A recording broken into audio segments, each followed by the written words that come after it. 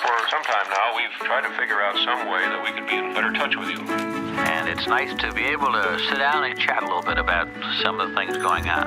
It's going to be rather informal and a little bit disorganized. So we'll try to keep it on that kind of an easygoing, informal basis. And we hope that it will be useful in maintaining the kind of communication that you'd like to have. Hi, I'm Doug DeVos. And I'm Steve Van Andel. And we want to welcome you to Open Meeting.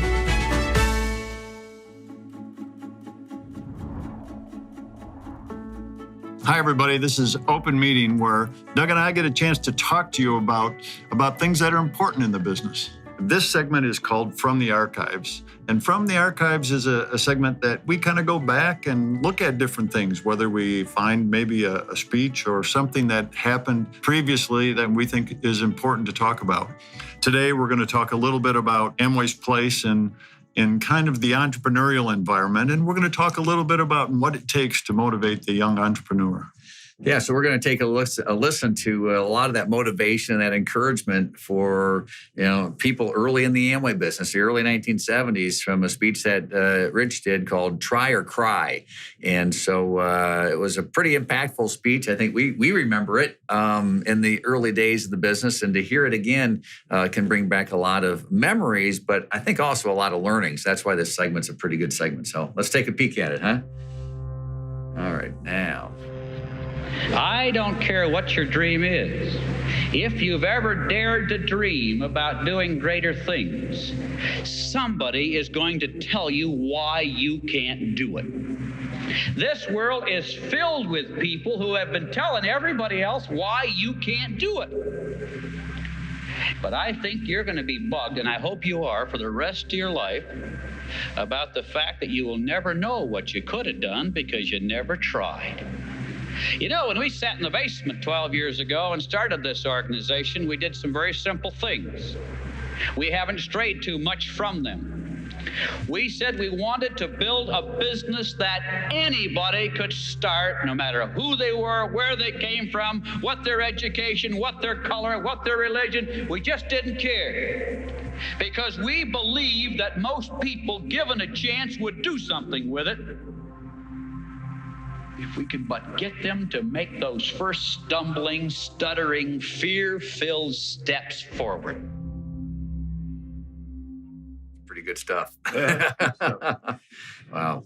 The thing that hit me was when he says 12 years ago, and to think of how early that was in time, but in the context of the business just getting started, just like anyone today watching, you may be in that stage just getting started, how important it is to encourage somebody to take that entrepreneurial risk. We kind of find that out with, even in the ager studies today, that there's a lot of people who like the idea, but have a tough time getting started.